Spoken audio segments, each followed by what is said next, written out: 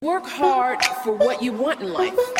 You work hard for what you want in life. That your word is your bond, that you do what you say you're going to do. That your word is your bond, and you do what you say. That you treat people with dignity and respect. That you treat people with respect.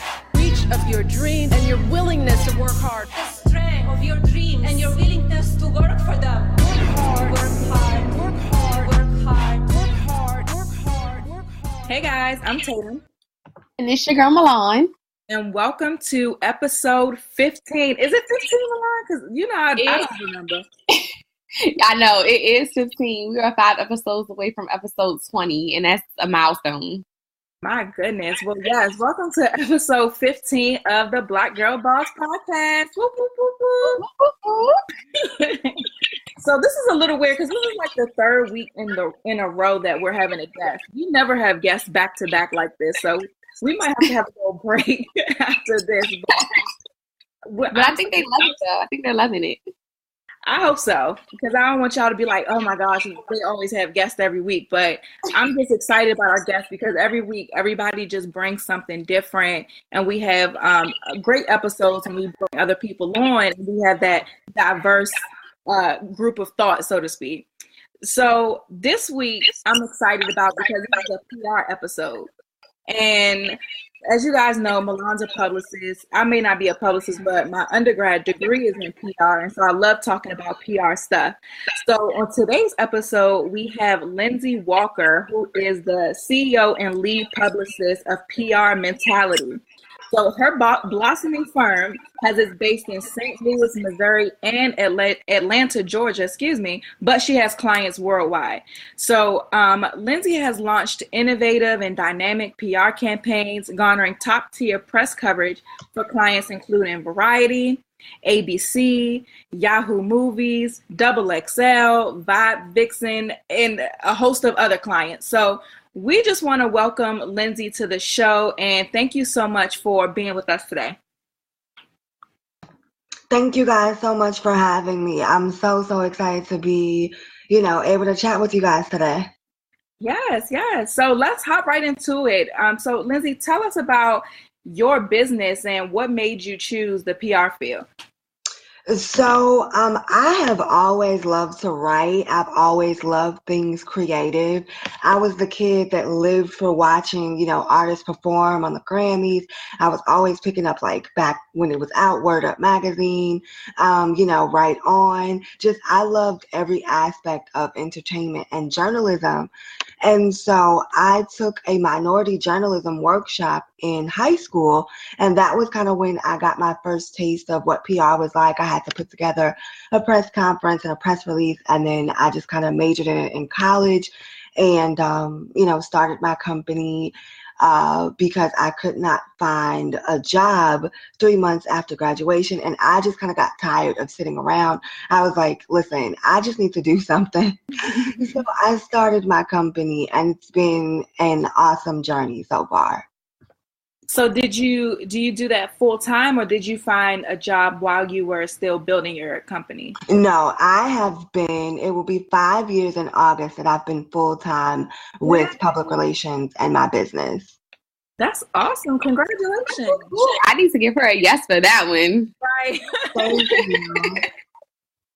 So tell us about how you landed your first client then. I mean, it's just so amazing how you've been able to sustain, because we've always talk about on previous episodes about that leap of faith or stepping out to working for yourself full time, but it's a full-time job maintaining that. And as a publicist, we know that you need clients in order to maintain that 5 years and all the many, many more years that you're going to be self-employed. So walk us through how you were able to land that first client.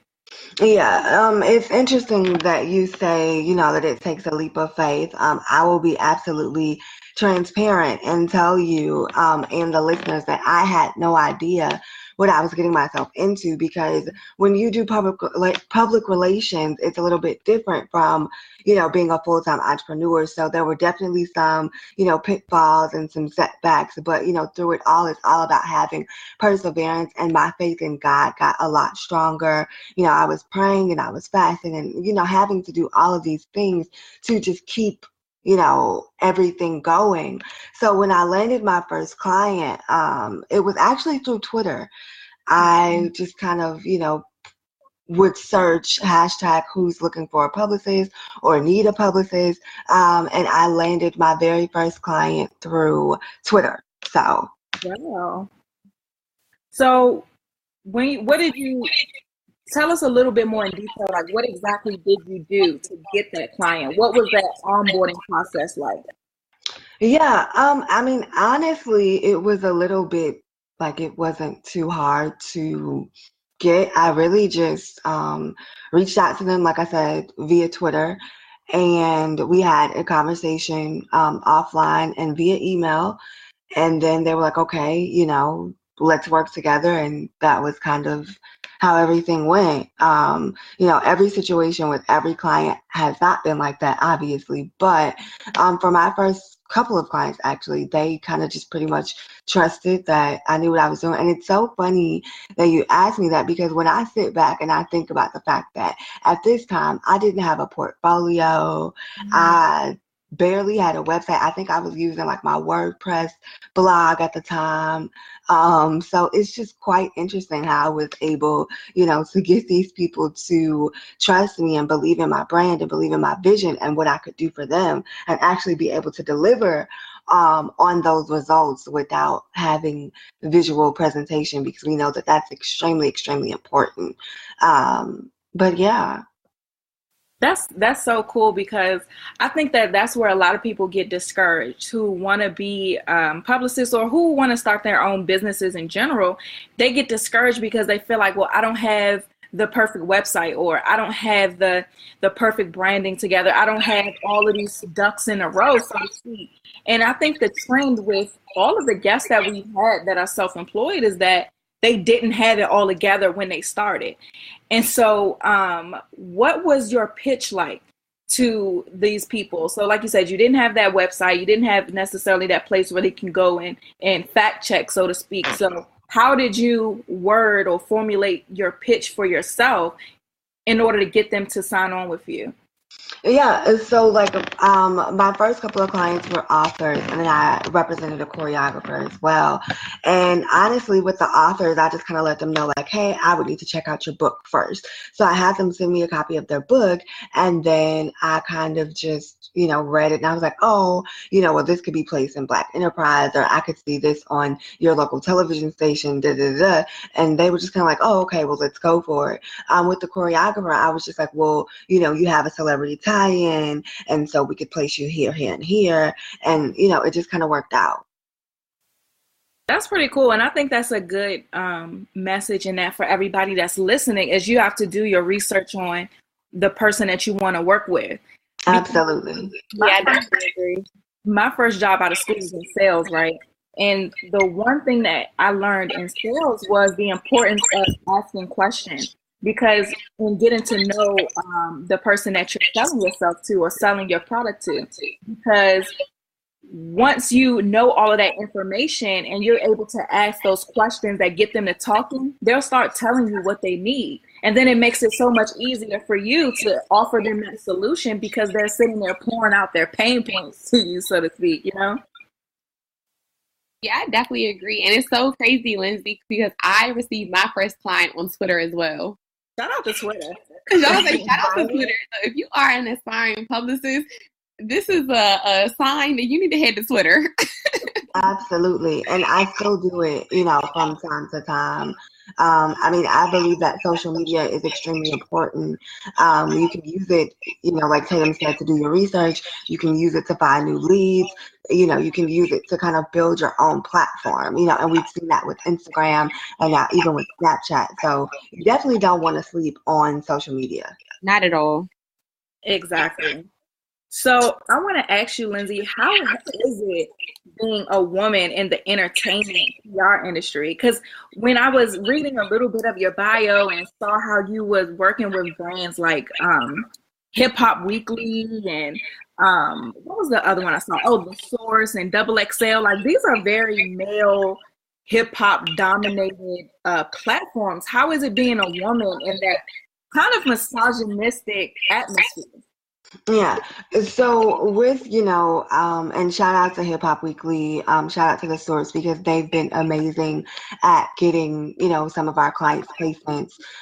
For those types of publications, it's really just all about what the editor's, preference is when it comes to music, when it comes to what they like, making sure that the client has that particular sound, or even if the client isn't quite there yet, just setting up desk sides with those editors and saying, hey, take a listen to my client, give us feedback, what do you think? So that way the client kind of just walks away with knowing what they need to work on, how they need to continue to hone their craft. Because I work with a lot of independent artists, and a lot of independent companies and brands. So it's extremely important that they understand you don't necessarily have to go mainstream. You don't necessarily have to have a mainstream sound, but you do kind of need to know what people are looking for, and sometimes being a woman in the entertainment industry, it can get hard, because people sometimes think that you're not up on what's going on, or you have no idea, about the industry or what moves people are making, but that's when you just kind of have to show them like, hey, I'm more than capable. Just because I'm a woman, that doesn't mean that I can't do the job well, and I can't do it, even better than you. So you just kind of have to have that type of attitude. Like public relations, and I'm sure Milan will agree with me, it's all about confidence, having the skill, but also making sure that you believe in yourself to get these placements for your clients, that you believe in the brands that you're taking on because they're an extension of you. So if you don't believe in them, who else is going to believe in them? Who else is going to go hard for them? Like you're going like super, super hard to make sure that they get the press that they deserve, that they get the recognition and the visibility and the brand awareness that they deserve, because a lot of people, when they're just now starting out, they put so much into their businesses, and it's amazing to see the passion, but sometimes they don't know, okay, where do I market? What do I do? How do I get out there? And so that's where I, as a publicist, kind of come in to help guide them along their journey. Okay. And I think you make an interesting point. Like Milan and I have talked about this before, either on air or off air. And I will always say, and this is something I really stand behind, so let me know if you agree or disagree with me. But I feel like small businesses or new entrepreneurs, I think music artists are a little bit different, but new entrepreneurs, I don't think need publicists. I think they need marketers. And I think that it's also a clear differentiation between the two. And so, in my opinion, a publicist's job is to shape perception and to shape the attitude of a certain brand, product, whatever, and to shape the image or the, let's say, brand, so to speak, of an individual so that they can present themselves to the public in the best light. But a marketer's job is to get them the money, is to drive the sales, or to get them to do different strategies or test out different strategies that gets them paid. So let me know if you agree or disagree with me on that or not. Yeah, so here's what I always tell people that ask me, well, because everybody wants to know, like, what is the return on investment, right? And so I always tell them that when it comes to public relations, we do not directly affect sales. That happens indirectly. But it's like, if you look at AT&T, for example, they have a sales department, they have a marketing department, and they have a communications department. And I believe that all three of those departments kind of work together to help make companies what they are.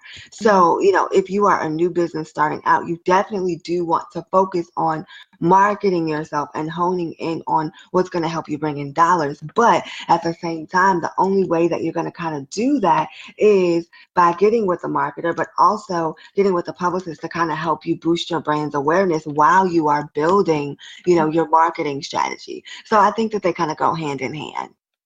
Yeah, I totally agree. And when I was getting my degree in PR, when I started learning about marketing, I've definitely chose that route because I just love business. And so I'm a huge fan of trying things out and seeing what that return on investment is. But it's that you're definitely right. Like those two go hand in hand. So both of them are definitely extremely important. So a lot of our listeners are new and aspiring entrepreneurs. So it's great that we're having this conversation because they get to see exactly what a publicist does and exactly what they may need to do for their brand. So what advice do you have for them about how they can gain publicity for their business without necessarily hiring a publicist? Because a lot of times new business owners don't necessarily have that budget. Exactly. So the one thing that I would suggest is that they do their homework, that they really, really sit down and research, okay, what is my niche? Where is my target audience located? How can I stand out to get their attention? What are some things that they're missing that I kind of help solve? Figure out the answers to those questions first, and then you can hone in on what really is the focal point of your messaging. So, what do you want the media to know? How do you want to be perceived by your consumers? And then create a list of the publications that you want to reach out to. Make a media list, figure out who the editor is, figure out who the writer is that covers your particular industry. Make sure that you develop a pitch or hire someone specifically to write a pitch for you. And then, you can kind of begin to do your own PR that way. I think that's a great point. Do you have an example of anybody, whether it be someone that you've worked with or someone that you've seen or a company that has done this well? That is a great question. I think starting out, a lot of people have done it before. They've just, gotten huge budgets. I mean, I can't think of anyone offhand, and I don't want to name anyone and then that not be the case. So, off the top of my head, I cannot think of anyone. Okay, no problem. I think that people these days, because we're in the age of social media and most people have social media accounts, especially millennials, we're on social media and we're engaged. I think that one thing that a lot of us don't realize is that we're already shaping our brand, right? I do a workshop on developing your personal brand. And one of the things that I like to teach the college students that I work with is that people are going to talk about you no matter what, right? It's going to be good, it's going to be bad. And you shape that conversation based off of what you post on social media, how you act in public, how you present yourself in your day-to-day life. And so all of that is your branding, right? But your job as someone who wants to be the owner and controller of that brand is to shape the conversation. So that means you have to put your best foot forward out at all times. If you don't want to be seen as messy, then you shouldn't be spilling tea all day. You know what I mean? Or if you want to be seen as classy or a sophisticated woman, then there are certain things that you can't do online or offline. And so I think that this is something that people take very lightly. And it's kind of like, let's say, it's kind of like when somebody recently gets saved, right? And once they start talking about God all the time and they delete their social medias and they start from scratch and everything is about God and how holy they are. But you're like, man, what are you talking about? I know that you was XYZ on this day. You know what I mean? They start pulling cards, but it's the same thing when it comes to your brand. And so what are some of the mistakes that you see that people are making or new business owners are making when they first start their brands? One of the biggest mistakes that a lot of people make starting out in business is what I kind of now call the comparison syndrome.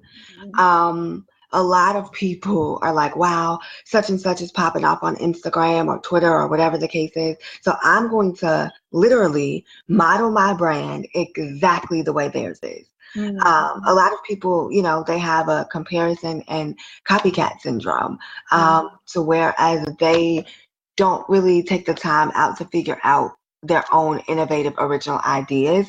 They just kind of are like, well, let me go ahead and do what Mingley's doing, or let me go ahead and do what Beyonce's doing, or, they just kind of have that copycat syndrome. And then two, when they don't get certain results, they get down on themselves, they compare themselves. A lot of people are how to make, $10,000 in 12 days. And so if a new business owner isn't making $10,000 in 12 days and they're like, oh my gosh, I'm doing something wrong. When really you should be focused on the messaging and on making sure that, especially if you're a product-based business, that your products are on point, that you're delivering the best version of your company and of your brand that you possibly can, and realizing that success does not happen overnight. It's so funny. I was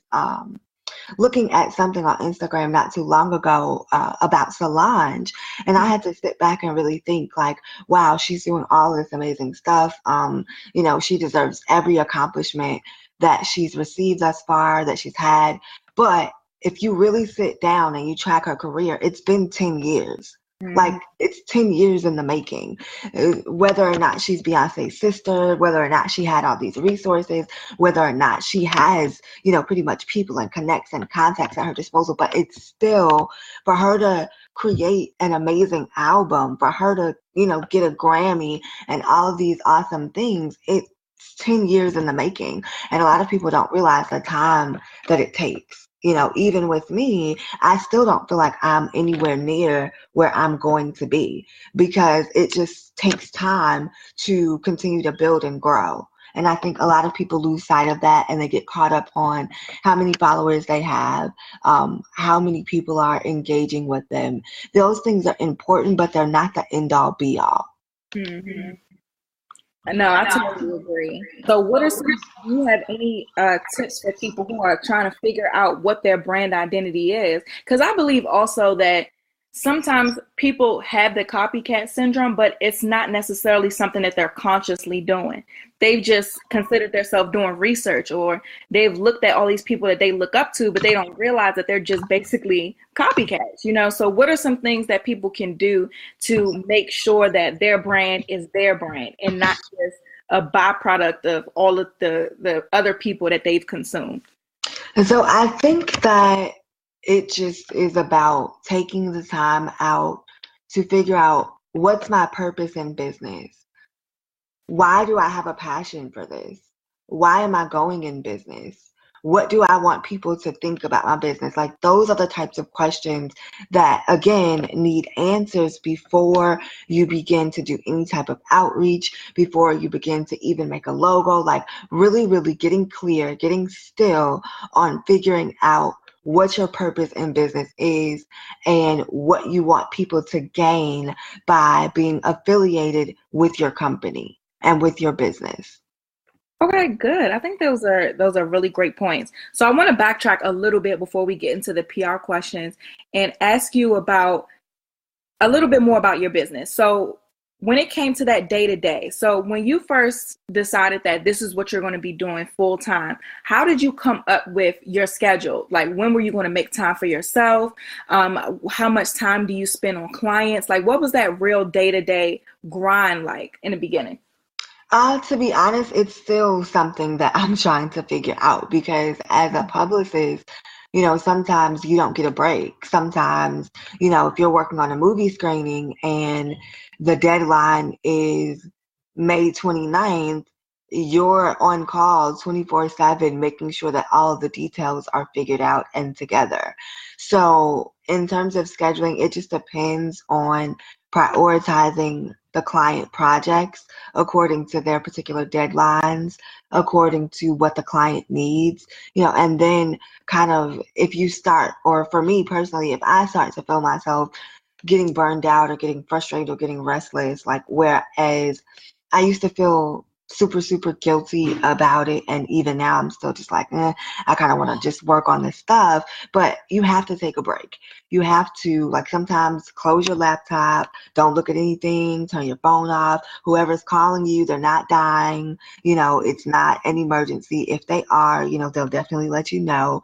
But sometimes you just have to get still and just take a break. Like, give yourself a mental break, because when you, especially if you're working from home or, you're a mobile entrepreneur, a lot of times you're stuck at the computer and, you kind of start to get anxiety, or you get this feeling of overwhelmed, and you sometimes have all these emails to answer and all these people pulling on you, when the best thing to do, when you find yourself in that situation, is to just take a step back, shut everything down, pray, meditate some more, read a book that has nothing to do with business, kind of reset your mind. And that may need to happen on an hourly basis, on a daily basis, on a weekly basis.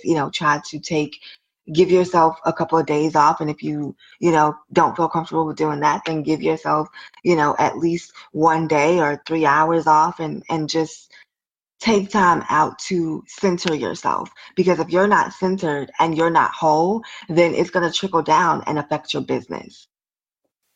Yeah, I totally agree. I mean, that's something that I'm working on right now. Like, I have myself, I call it like a little boot camp. So I'm like not on social media at all right now. I'm up every day at 5 o'clock. I'm like, okay, these are the habits of successful people. These are the things that I'm going to do. So if they exercise, as much as I say I'm too busy for it, that means I got to wake up earlier. So the last 7 days have been hell for me, to be honest, because I'm just trying to really get into that lifestyle and incorporate all of these things so that I'm not burnt out. You know what I mean? So I think that those are some really important points.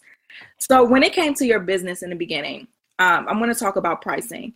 And this is something that people don't like to talk about, their pricing. And I like to ask people about their pricing, because I think it's very important for new and aspiring entrepreneurs to know what that process is like. So I'm not going to ask how much you charge, but I just want to know, how did you come up with how much you should charge within your business? Because a lot of mistakes that new entrepreneurs make is we charge too low, and we think that we can't charge higher or charge what we're really worth, because either we might think that people aren't going to pay for it, or we're insecure in our worth, or whatever the case may be. So did you make any pricing mistakes in the beginning? And if so, how did you get comfortable with charging what you're really worth?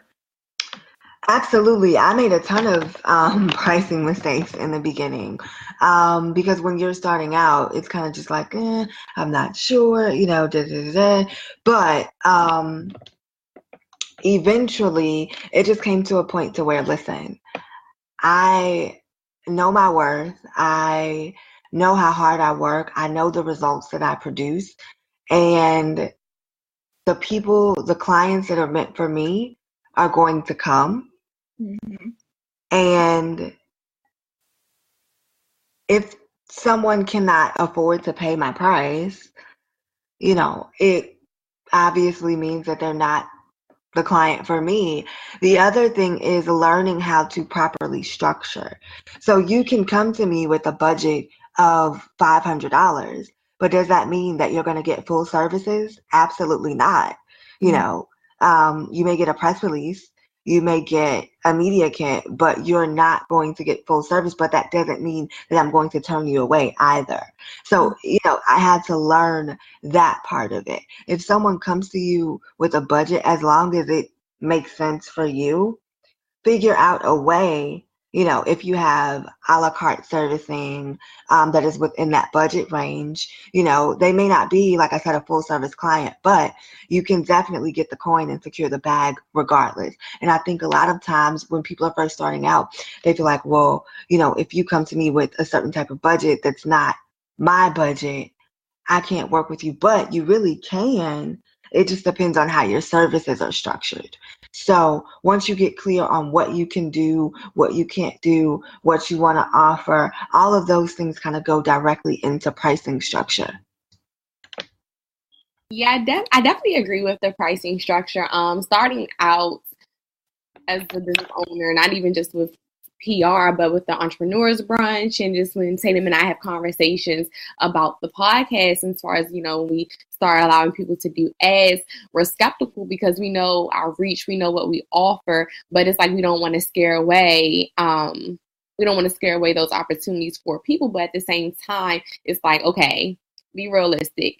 I went to school in this. I have, a degree in it, and I have X amount of years in experience. So I can't really charge in my livelihood. Let's be very clear about that, because as a business owner and a full-time entrepreneur, this is your 401k, as Cedric said in one of our episodes. This is your vacation time. This is, all of that. So the money that you make, you can't limit yourself. So to anybody who has a PR business or business, period, if you have those years of experience, you know what you're bringing to the table. Hey, you're bringing the table for that matter. You're bringing a table. Don't limit yourself. And those clients that know your worth and see that the work that you've done. So for Lindsey, okay, yeah, Hip Hop Weekly, The Source, and all those other ones, they see those ABC, BET, they know she's worth something. They know that what she can do. So they're not going to cheat themselves. So they're not going to come to her and say, oh yeah, $250 a month, or I have a retainer of this much, because they know that she's worth what she's done. They see that. And also make sure that you have that you're putting that out there, what you've done. And some people say, oh, that's really cocky, or it's whatever. No, it's the work that you've done. It's the time and effort that you put in. So when you put that out there, and like I said, you know what you've done, you know what you're worth, you can charge those prices. I'm not going to say what price, because everybody's different. But if you say, okay, well, it's $1,500 for 4 PR services monthly. Don't be scared. Put that out there, because a client that wants you, sees what you're doing, and knows that you can achieve those, they're going to come and pay $1,500. The others, they'll shy away, but that's just their way of being exited out, and there's no problem with that. So yeah, so I say go for it. Keep it going. Set your prices based off what you know that you're worth.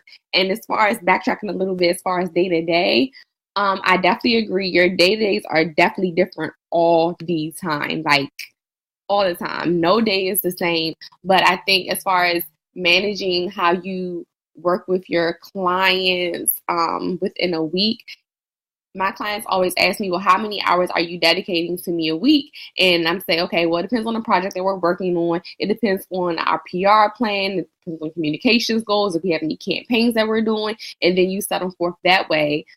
Tatum knows I don't sleep. I'm a night owl, but that's how I operate. So my body's fine with that. A lot of people, like I said, I think in our first episode, can't work like that. So you have to really be realistic with yourself. Yes, you may want to dedicate 40 hours to a client, but realistically, can your body handle that?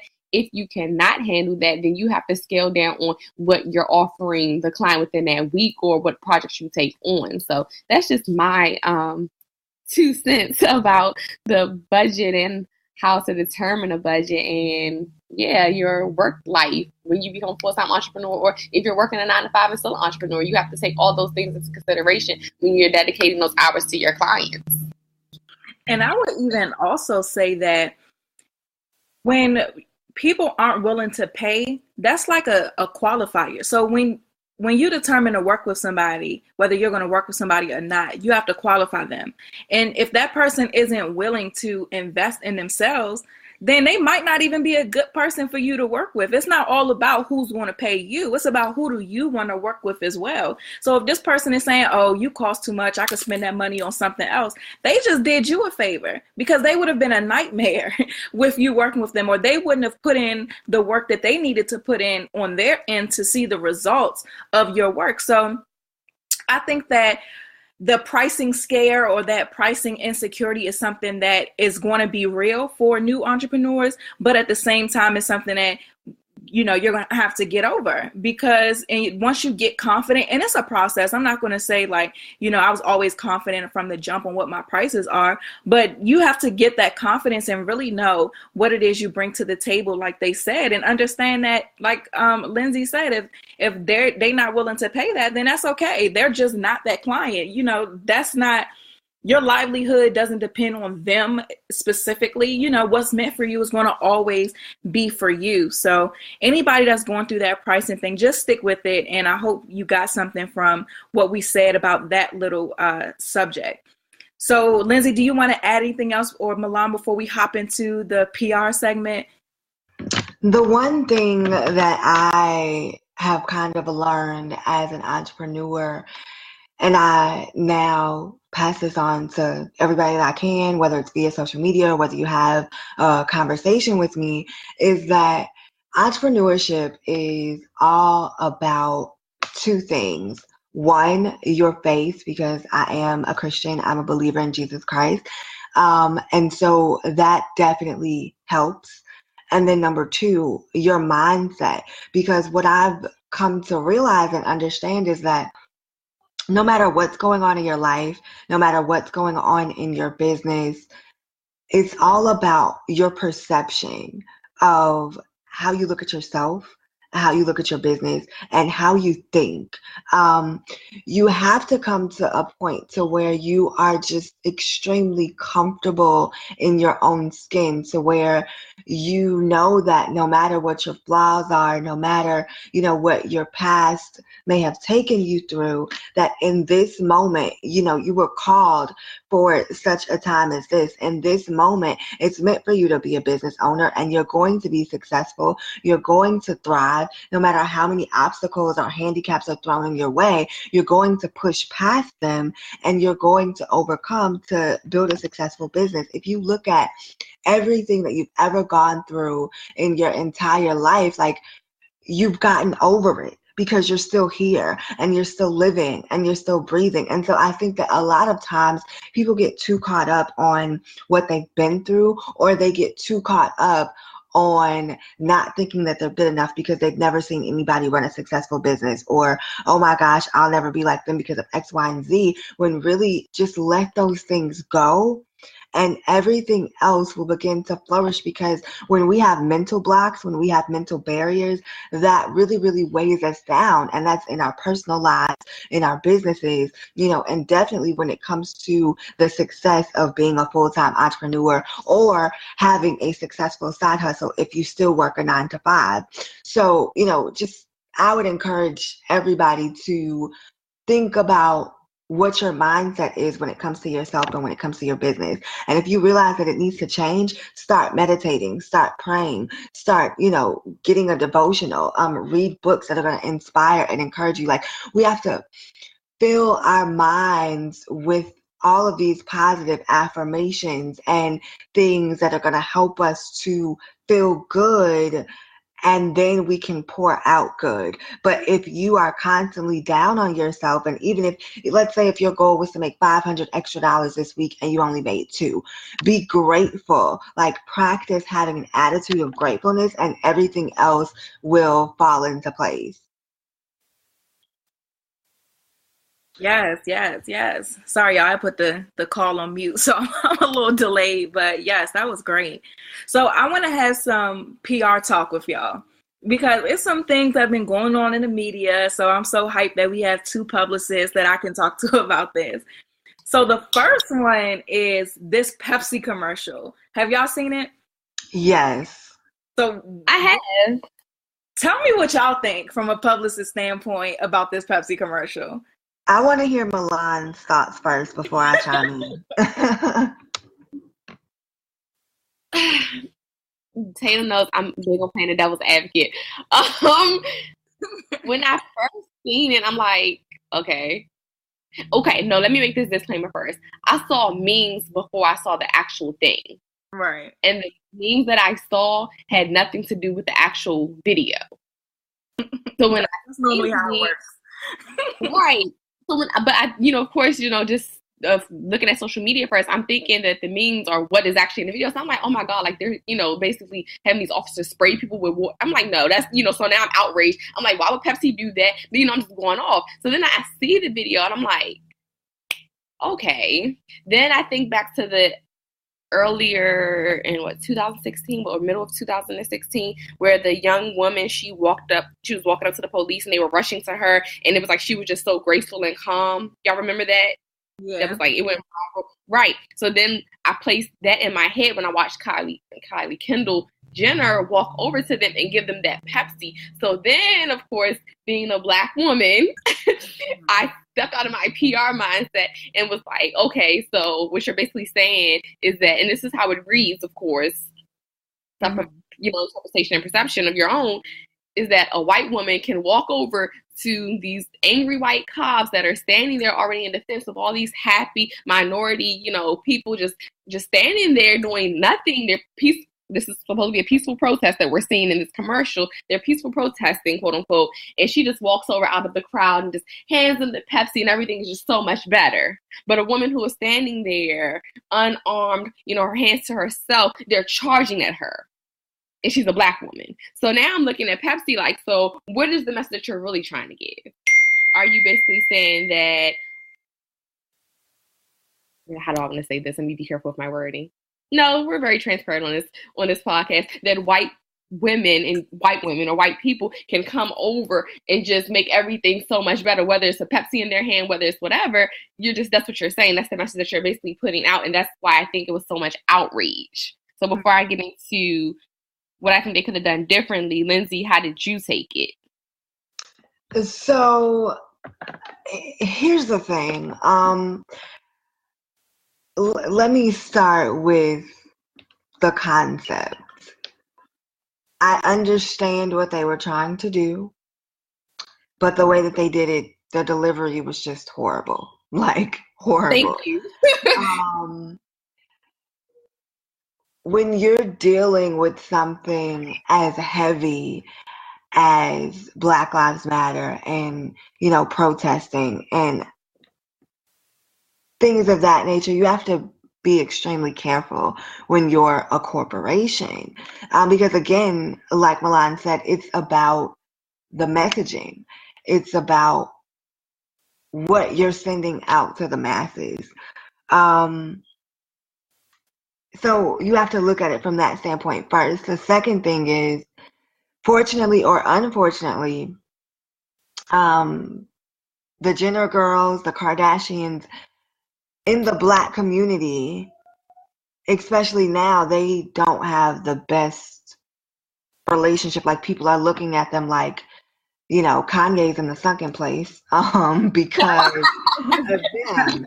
And so when you take that, and then the fact that she had on the blonde wig at first, and then when she decided to go protest, she took it off. Like, okay, like, the symbolism of that, I mean, it didn't really take away from the fact that she's still white.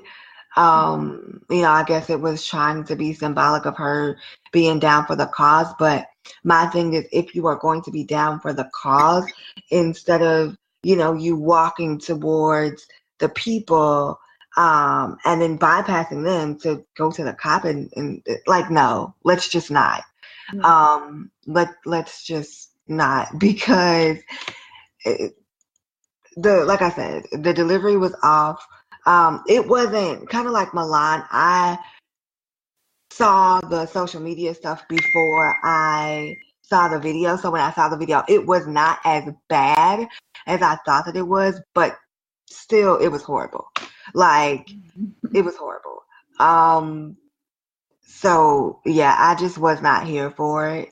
Especially being from a city, and being in a city that has been affected very, very strongly by, race relations, and dealing with so many of our young Black men being, murdered and not receiving the same justice as, our white counterparts. It just wasn't tasteful at all.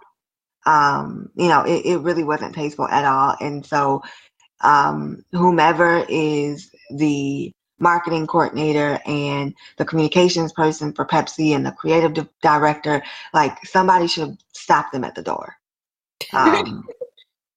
Somebody definitely should have stopped them at the door, because, I mean, like I said, I get the message, and I have an idea as to how it should have gone, so I can't wait till we jump into that. But what they delivered, I'm glad that they pulled it, because it was just distasteful. See, I think that I totally agree with you guys. And I don't think that Pepsi did this out of spite, or I do think that their intentions were really good.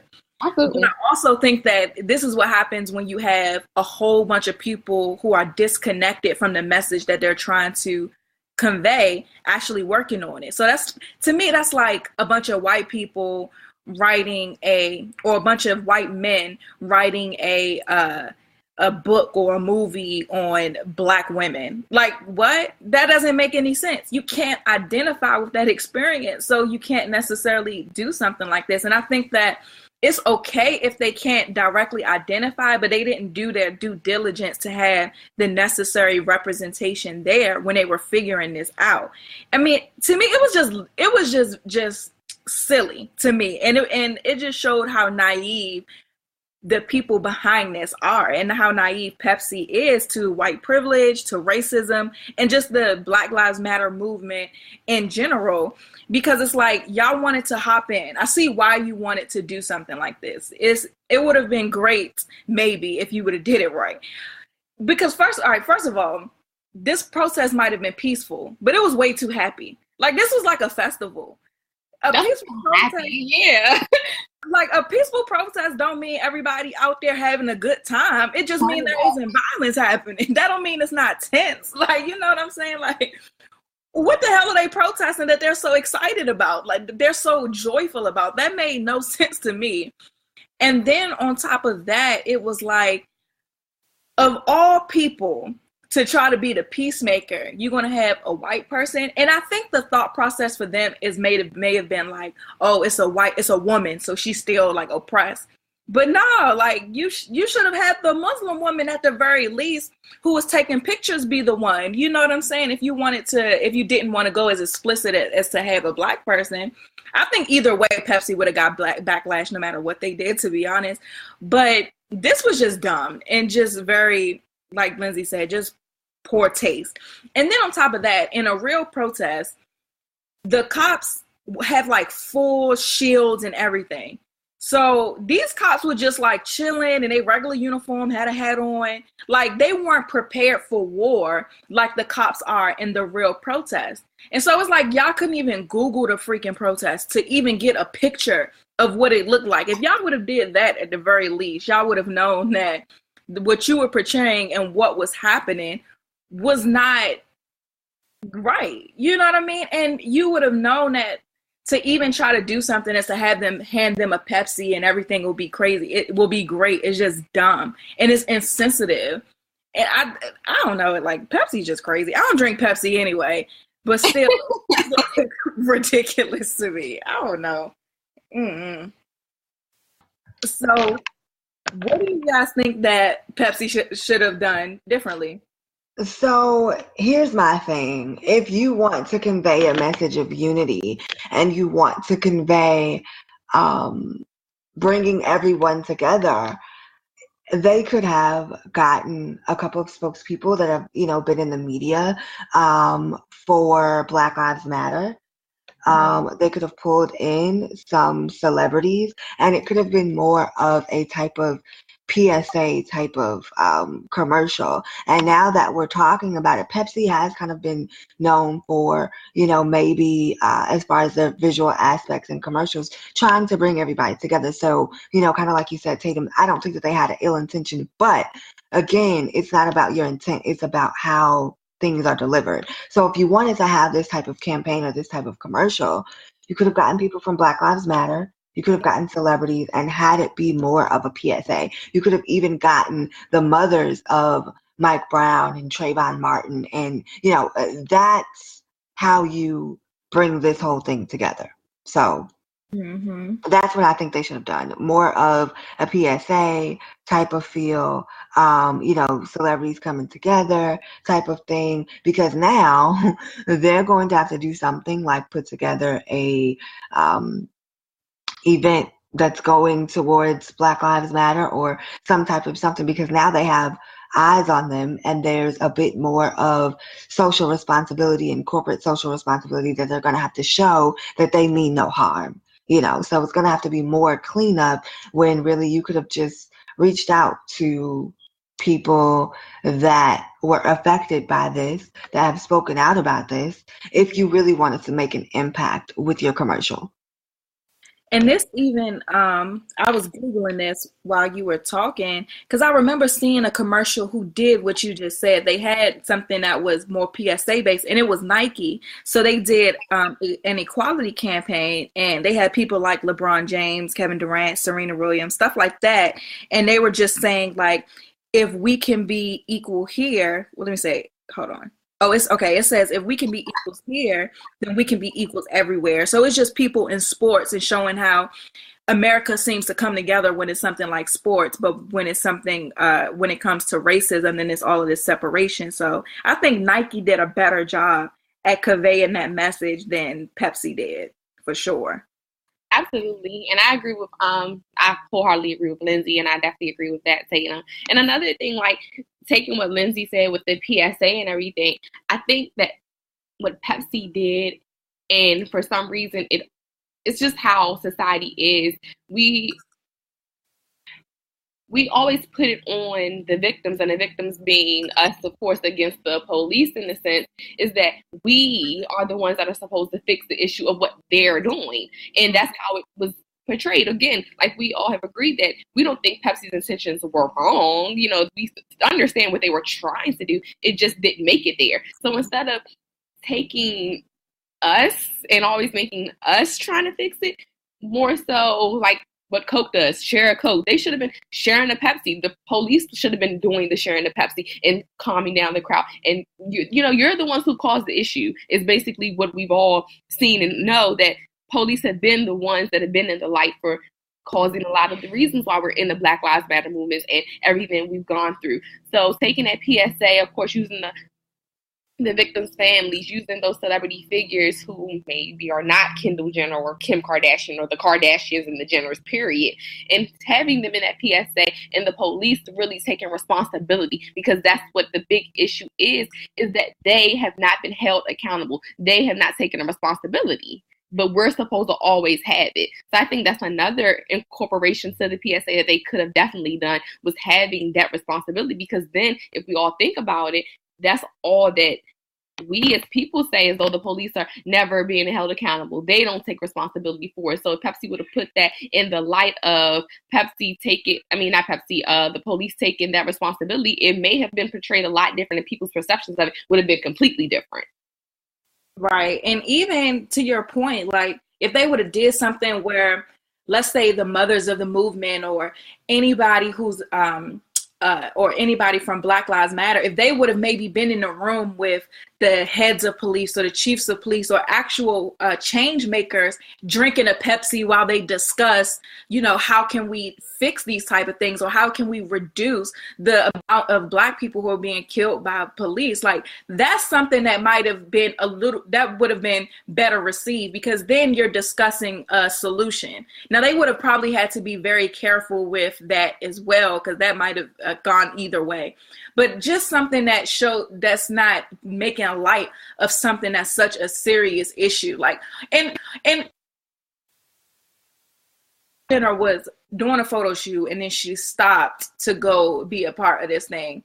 Any white woman, and y'all know, any white woman is around like a bunch of people protesting, the last thing she gonna do is join it. Let's be clear. Like, they're clutching bags. They're like, oh no, let me get out of here. They're scared in these type of situations. So it was just so unrealistic to me. Like, she tossed that wig off and was like, oh yes, let me come save the world. Like, what? That was crazy. But Pepsi, y'all tried it. So for you guys, what do you think Pepsi should do next to try to repair this? So they did issue a statement and they retracted the video. So if you guys were Pepsi's PR representatives, what would you do? I would definitely want them. I would definitely want them to, like I was saying earlier, put together an event, inviting some of these people to come out and showcase that they have the best interest of Black Lives Matter at heart. Whether that being offering some of them scholarships or offering some type of incentive to where we know that Pepsi is, on our side, that they have our best interests at heart, and kind of putting together, they've already pulled the commercial.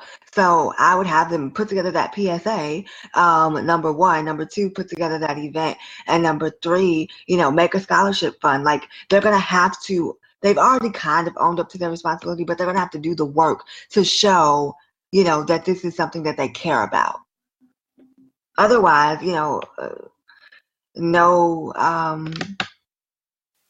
no shade or anything like that, but there are a lot of Black people and Black women that drink Pepsi, and so they could really, really lose the support of the community if they don't fix it.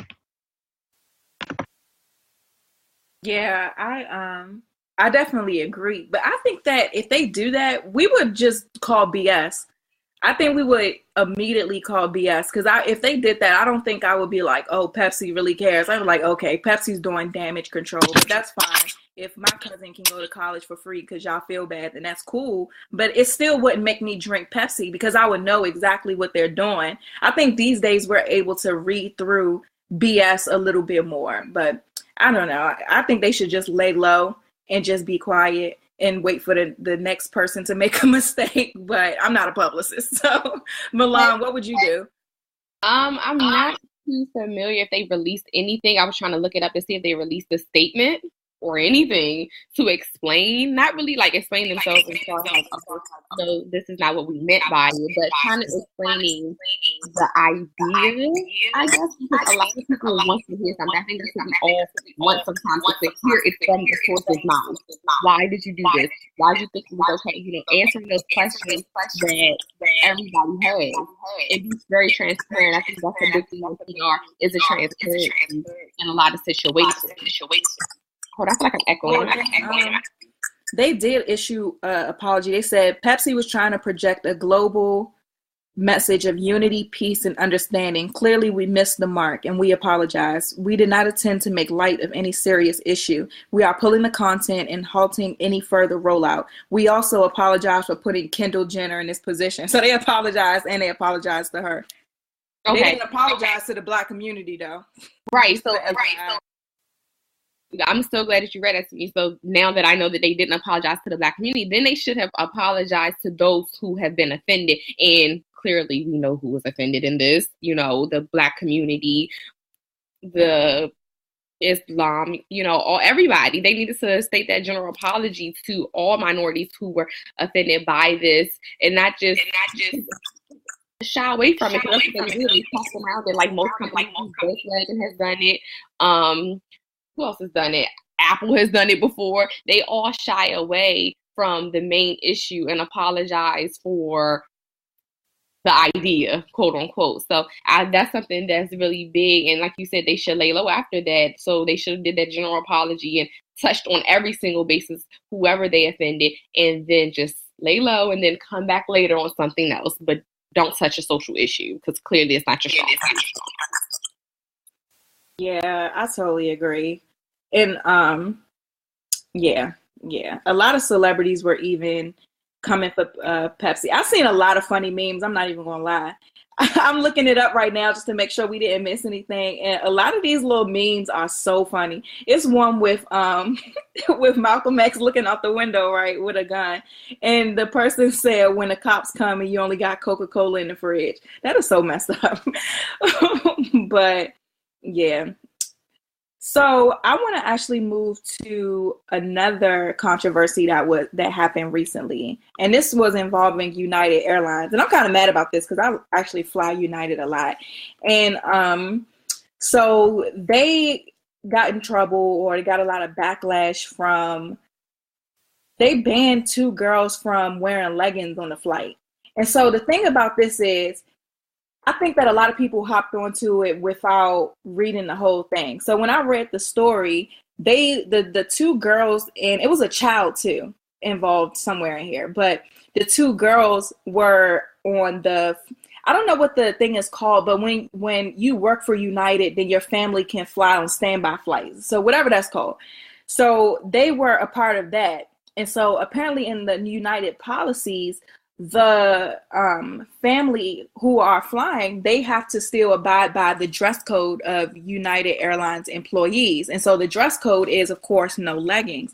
And so these two women were banned from flying and because they had leggings on. And so a lot of people were not happy with that because they're like, how are you going to tell people not to fly in leggings? Like, they trying to be comfortable. And then even Chrissy Teigen had tweeted about something saying she's flown with no pants on sometimes and nobody said anything to her. So how do you guys feel about that? And so United, they didn't necessarily issue an apology. They were more so kind of like defending themselves, like, well, that's in our policy, as opposed to saying we shouldn't have done that. So how do you guys feel about that one?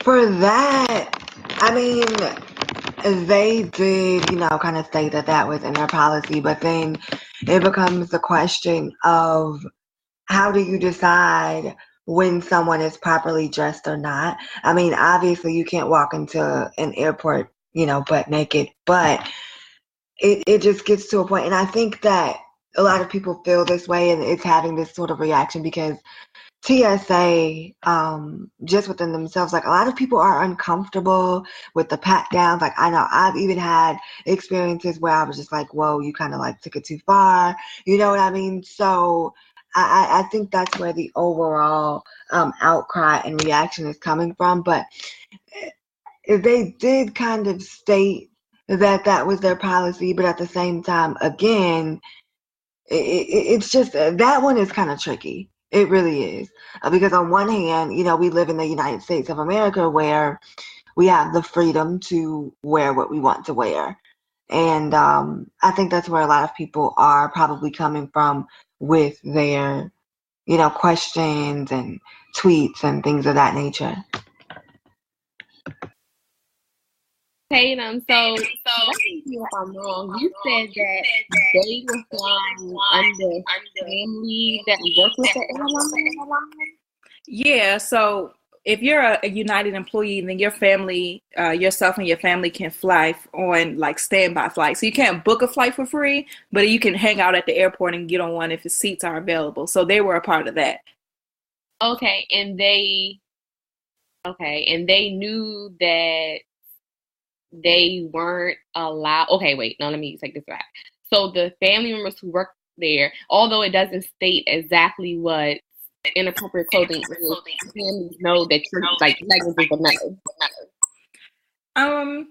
I'm assuming, so I'm not totally sure, but I figure it's one of those in the employee handbook things, because I mean, I know I don't read the employee handbook, so I'm sure they might not have known that they can't wear leggings. I'm sure if they did, they would have told their family. So it's kind of one of those terms and conditions things that no one read. Right. That's why I'm just about speaking on it, because it's like, okay, if the employees read the terms and conditions, let's say they did read it and they knew that they can't wear leggings and they told their family or didn't tell their family, and then it's kind of like, is it really a United Airlines issue, or is it kind of like the employee issue because they knew but they just didn't relay the message in a sense? So I'm kind of indifferent on this one. According to the article, for y'all that are listening, I'm gonna put the article in the show notes. This one is from Washington Post. So someone actually screenshotted the terms and conditions, and number 5 said one of the rules are passengers can't board if they're barefoot or not properly clothed. So they didn't make a list like, leggings are banned or this is banned. So properly clothed is like extremely gray. So they didn't define it at all. So I personally would assume that not properly clothed means leggings, only because if it's a work policy, I would assume not properly clothed is anything that's not like business or business casual, which leggings aren't. So that's what I would have assumed. But, people wear leggings or yoga pants, as our counterparts call them. But, people wear those all the time. So I guess it's up for interpretation. Yeah, I guess flying under employee status as a family member, I guess you can say that should have definitely been told to those family members in a sense, like, hey, just make sure, you know, that you're following this, and the third. But at the same time, for United Airlines, they do need to get a little bit more in depth, because not everybody's going to understand that, whether it's, you know, it's just to have that backup room. Because like you said, somebody screenshotted that. Now people can play it in so many different ways. It still makes United Airlines look bad. So just to cover their end, they definitely need to go back and revisit that policy and add that in there. Specifications as far as what inappropriate clothing may be.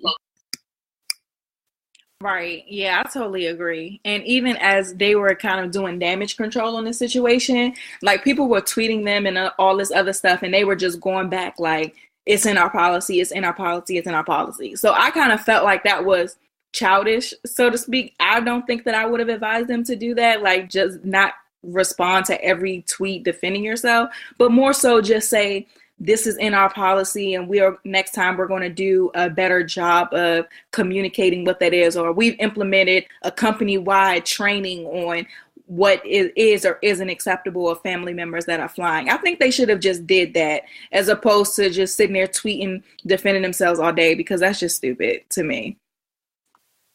So let's wrap this part up with the PR questions. I want to thank you, Lindsey, so much for being on the show. Thank you for telling us about your journey and offering some insight to some PR issues. So thank you so much.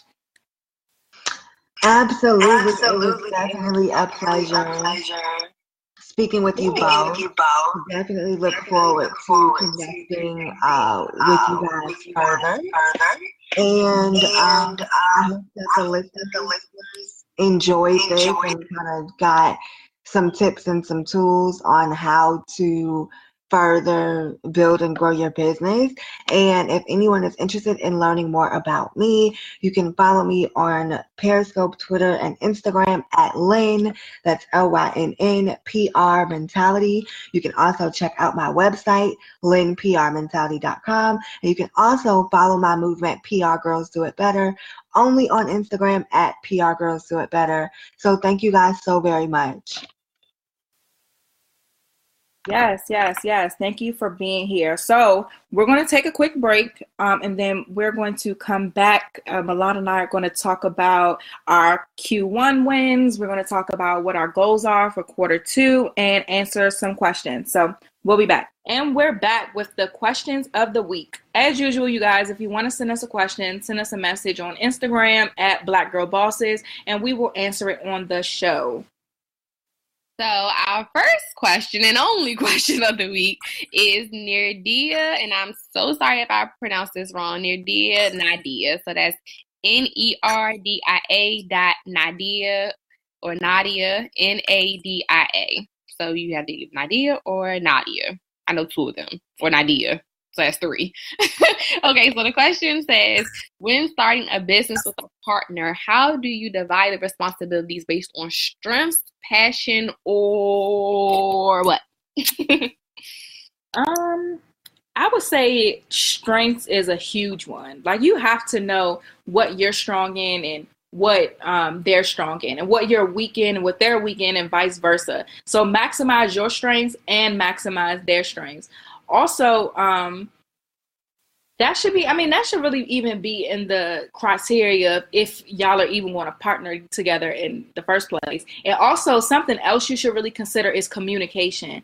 Figure out how you're going to communicate business problems, have a clear, written out division of roles and responsibilities, know exactly who's going to be doing what, how you're going to measure success, what's going to happen if y'all don't see eye to eye. Like, really have everything written out. Because when I started the Queen Academy, I started it, and then I brought on somebody who I was really good friends with, because I felt that she had strengths education wise, and that I didn't necessarily have. So she had a background in psychology. So I thought that with working with you, she would be a great asset to go and partner with.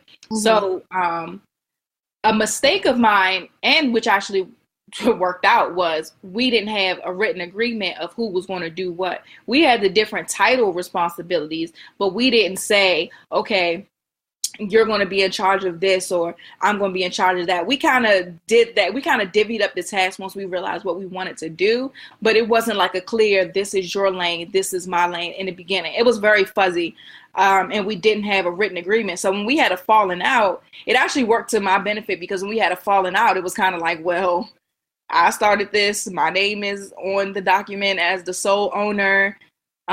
We can go our separate ways, and I can continue building my dream, and you can go do what you do. So it worked out in that way. But for you, just make sure that you have everything ironed out and really take into consideration. I don't know if this person is your friend or what your relationship is.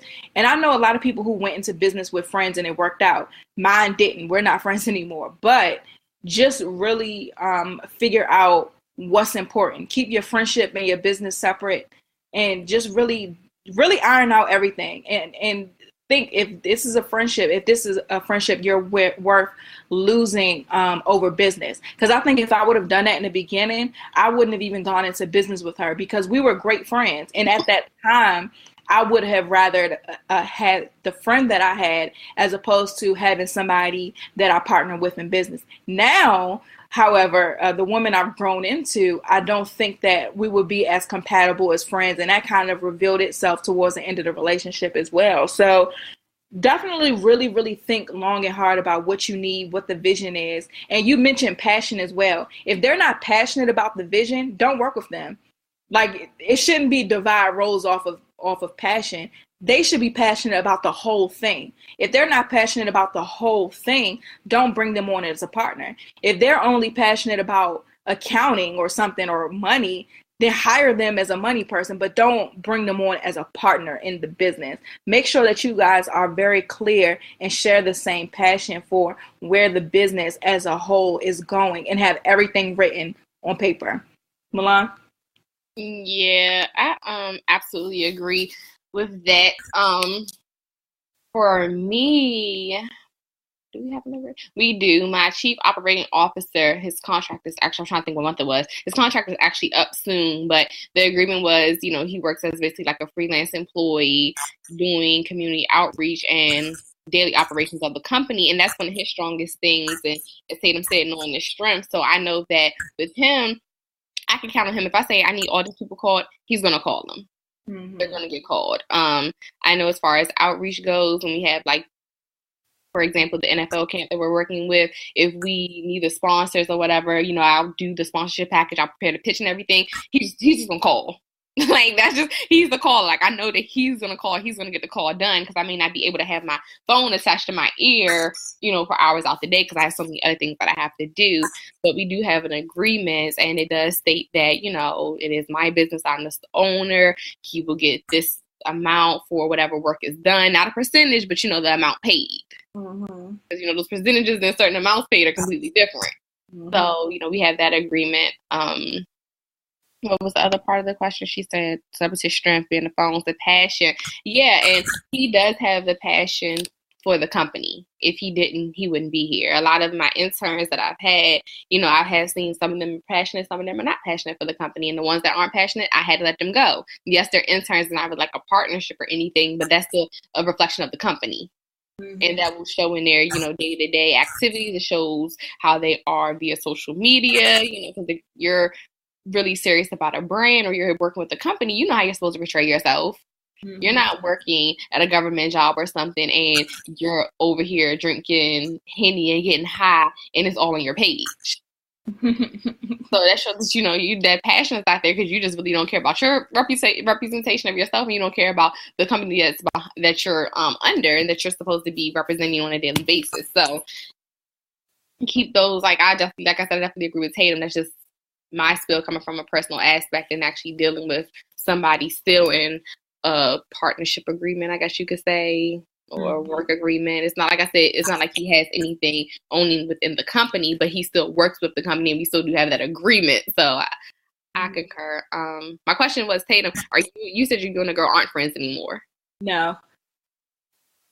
And that's another thing, you want to, like Taylor said, build a healthy working relationship when you do that.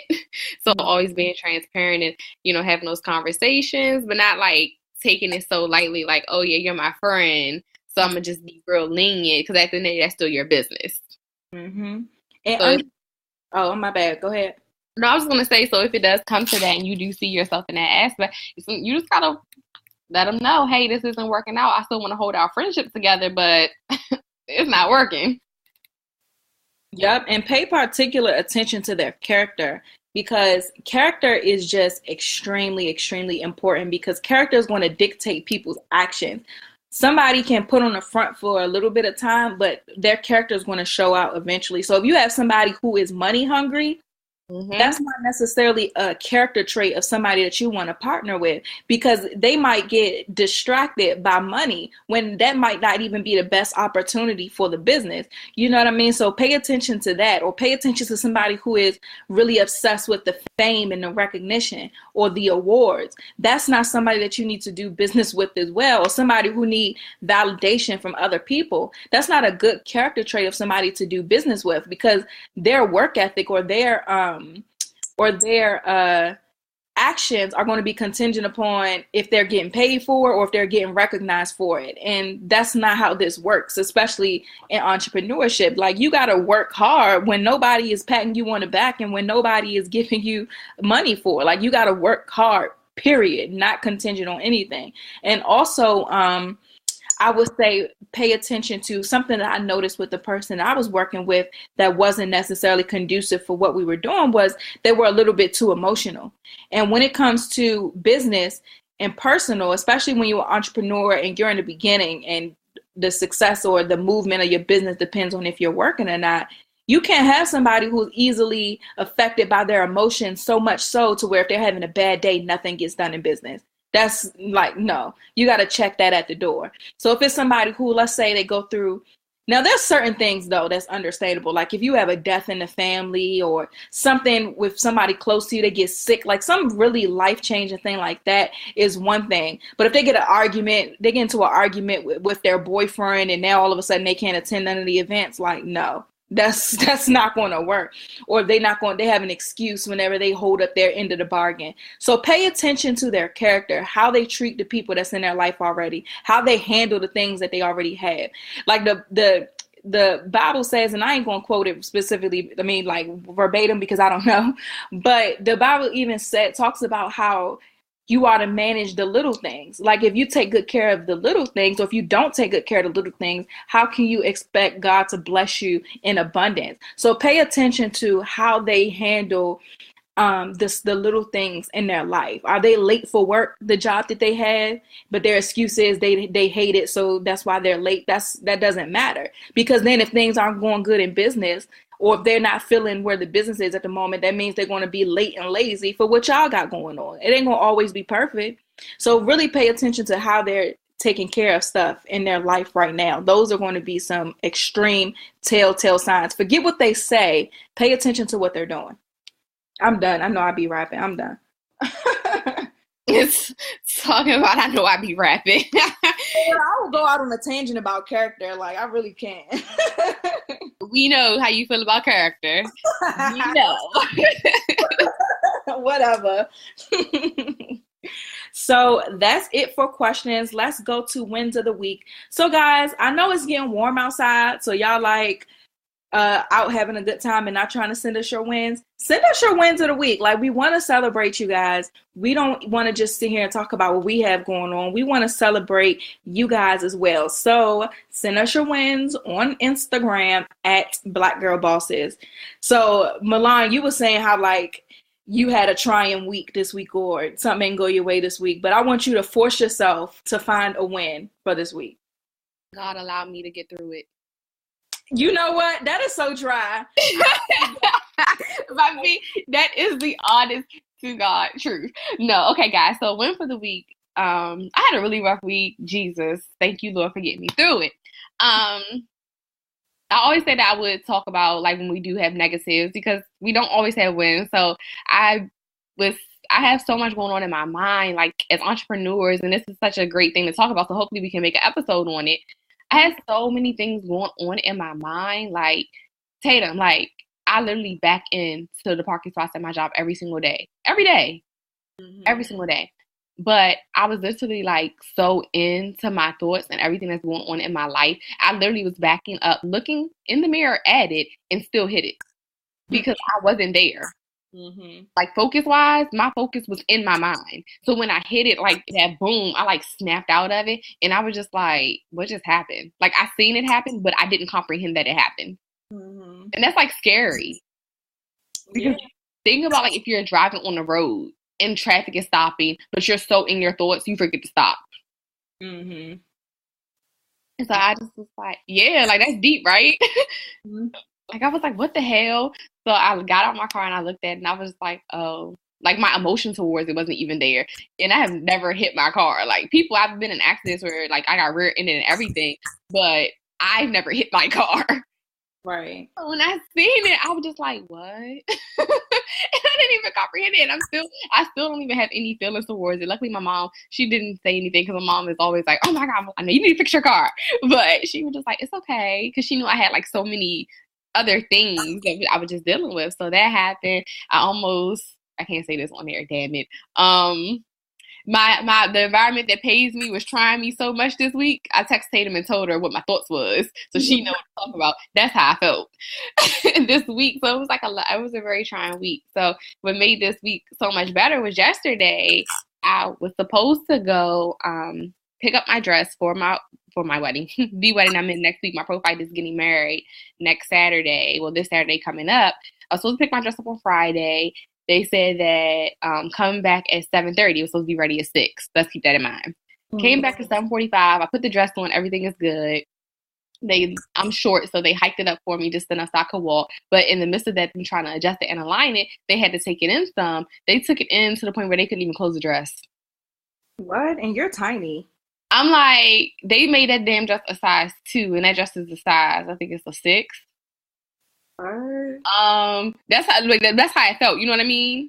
Yeah. Like I'm a size 6, 4 to 6 in dresses and stuff, and that was a damn size 0 to a 2. I'm like, okay, first of all, I know that I'm strong up top, but I ain't that strong. Where's that fit? So he said, okay, we'll take it out. Just come back tomorrow. So I came back. I was driving back. I was leaving. I was like, oh man, your uncle headed that way. Ride with us. I said, okay. So we ended up going to Best Buy. And I'm going to Best Buy, and I kept saying for so long that I wanted a new computer because I had the MacBook Pro that had the CD drives to it, so it was super heavy. It was always, weighing me down when I carried it in my purse. I couldn't swing my shoulder like I wanted to, so it was like too much. Right, swing my shoulder when I'm walking through the door. So I went over to the computer department where they had the computers at, and I looked, and they had the MacBook Air. Everybody knows the Air is like super thin and super light. They had the MacBook Air on sale, guys, for $799. What? This is a $1,200 computer. Yeah. So I was like, okay, let me inquire about a trade-in program. So I asked the guy, he's like, oh yeah, we do that. I'm like, look at God. So, but my computer is fairly old. I got my computer in 2014, but it wasn't the 2014 model. Mm-hmm. So I'm like, damn, it's probably, outdated and whatever. So he looks it up and he says, okay, we're just going to show you your estimate depending on the condition of it and everything else and what you have. I said, I still have the same power cord that I got when I first got the computer. Like, everything is fine. So he looks, girl, well, y'all, $500 I could get back for this computer. Dang. So, that was like, that was a blessing in disguise. So I went back to the mall, got the dress. I tried the dress on again. They, got me in the dress, snapped it. As soon as I relaxed, why did the hook pop? The hook popped and flew off. So I'm like, seriously? So I'm like, now they got to fix it, and mind you, Best Buy closed at 9. So I'm like, oh my God, now they got to take time to, hook this on. I'm trying to get home so I can transfer my information onto my external hard drive so I can get back because they were like, this is the last day for this sale. Wow. They said the sale has been up for 2 weeks. It's like, yeah, this is the last day. I said, so y'all really not gonna have it tomorrow? Like, you're no. He was like, no, seriously, like, this is really the last day. So luckily, the man that owns the place where I get my dresses tailored, he sold a new hook on really fast. We got it. I got back home, cleaned my computer off, went back to Best Buy, got there at literally 8 o'clock on the dot, traded it in, and I walked away with a brand new computer and only paid $300 out of pocket. Ow. Let me give myself that one, like, 'cause that's deep. But I had to share all of those trials and tribulations because added up to me wanting this new computer, needing something. Because again, like I said, it's a hindrance that I want to go to client stuff with my computer, or I'm having a business meeting and I need something to carry. So it was just all in God's plan to have a bad week, to have that dress not be ready on that Friday because I was going to come back on Saturday, but I had to make a few stops in between to make everything else make sense. That's so funny. I could just imagine like your little legs, you power walking, trying to get to everywhere. Like that was just so funny. I got a visual of you like rushing, trying to get all of this done. Yes, I was on a mission, and like the dress, like the wedding is next week, so it was no option for this dress not to work. Like it had to work. And then my car's a different story. Luckily, the damage is really not bad. Like if you look at it from afar, it just looks like, it's like, it looks dirty because how it's scraped up. That's just what it looks like, because you can see the black on it. So I just have to get it probably shaved. What is it? Sand it down. Yeah, sand it down. They just have to put paint over it. It's not dented, so it's not anything that's going to be too costly. Yeah, and you can still drive it. You can still get to where you gotta go. Right. So my boo just a little out of shape right now, but she's okay. She's gonna come back. We good. That's good. So I can't wait till I tell y'all my major win, but for right now, my win for this week was I put myself on this boot camp. Like I alluded to it earlier, but like right now I'm just really being extremely, extremely intentional about my day-to-day. And so it's kind of like I really looked at like, okay, this is what successful people do. And so this is what I need to do every single day. And something I realized with me, and this was an issue that I was having, I was telling my boyfriend about it. It was like, I know I'm getting a lot done. I know I'm being productive, but I'm not at the level that I know I could be at. You know what I'm saying? It's like, I know what I'm capable of, and I'm capable of more than what I'm doing. And the issue with it, and the reason I wasn't doing what I know I could do, is because I was lacking in discipline. And so that was something I had to be extremely honest with myself about. Like, yeah, I was productive. Yeah, I was getting stuff done. Yeah, I was accomplishing things. Like, don't get me wrong. But what I'm capable of, I wasn't doing. And so it was a discipline issue. And so I kind of just made it my mission to be like, all right, you need to get your discipline stuff together. We're not going into second quarter doing the same things. And so I'll talk about it in more detail maybe next week when we talk about first quarter and then our goals for second quarter. But this week was my first week of just this little boot camp I had myself on. So I'm not on social media. So if y'all like looking for me or sending me DMs, sorry. I'm going to get back on like May 1st. So for April, I'm not on it at all. I'm not on social media. Every single day I'm up at 5:00. First thing I do when I wake up is go to the gym. When I get back from the gym, I got my Bible open. I'm going like Tiana. We had Tiana on last week. And so something that she always says is like, you have to go to God as to fill your tank up. So you have to go to him as a probiotic as opposed to an antibiotic. So all the time, we often go to God when we have problems, or we go to God where we want him to fix something, or we're asking for something, but we don't start our day with him so that we can get what we need before the issues come, or pray that the issues are taken care of before it starts. So that's something that I added into my day. Like, all right, as soon as I get back from the gym, I'm going to crack my Bible open. I'm going to start reading, pray and all of that stuff. And then I'll start the other things that's on my list. So I started on Monday. It's Sunday. And I made it every day this week, getting up on time, got to the gym. I think the only day I didn't go to the gym was Thursday because I had to add a rest day in there somewhere. So I didn't go Thursday, but I'm going to go later today. And so like every day up at 5:00. Saturday, I woke up at 7. I gave myself a couple extra hours. And this morning I woke up around like 7 and went to church and everything. So I made it a whole 7 days. I stayed true to my little discipline and my strict schedule. And to be honest with you, like I'm really, really tired.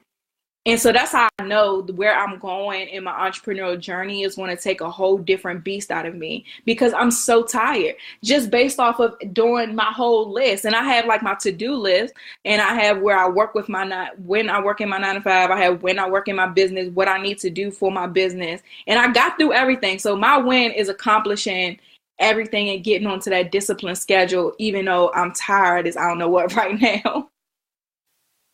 Yes, it's going to pay off though. Like, it's just the beginning of preparing you for the life that you're going to live. So you definitely deserve more than yeses. You deserve high fives, claps, and everything else. But of course, I have to give her the traditional yes, because that's what you guys live for. Yeah, so y'all pray for me. I'm going into week 2. I'm just hoping that this week is easier than this last week has been, because I have been struggling. Y'all have no idea. It's a transition period. My God, like I be up with an attitude. Like my boyfriend, and I had to tell him like last Saturday or whatever. We went to breakfast, and I'm like, look, this is what I'm doing. This is my new schedule. I need you to make sure I am awake every day at 5:00. And I need you to understand that I'm a really good salesperson, and I can really talk you into why you should let me sleep. Don't fall for my BS. Like, I need you to understand that I will try it. Don't fall for it. If you got to just tell me to shut up and drag me, like, do whatever you got to do, but I have to be up. And so he's been doing good. So shout out to Bay. He's been making sure I'm up. He's been going to the gym with me. I had to check him though, because he in the gym trying to tell me what to do. I'm like, I didn't ask you to be my trainer. So, but yeah, so shout out to him too. So I can't wait to tell y'all if this is getting easier or not, but definitely just pray for me. Please pray. Absolutely, y'all. Let's give her all the likes and love. So comment under Tatum and just keep giving her a daily motivation, if you will. Like, I definitely know I'll be pushing her. I know Bay is pushing her. So we all got to push her so she can make this lovely transition in her life one day soon. Yes. So y'all, that is it for episode 15 of the Black Girl Boss podcast. Send us your wins of the week. Send us your questions so that we can answer them next week on the show. See ya.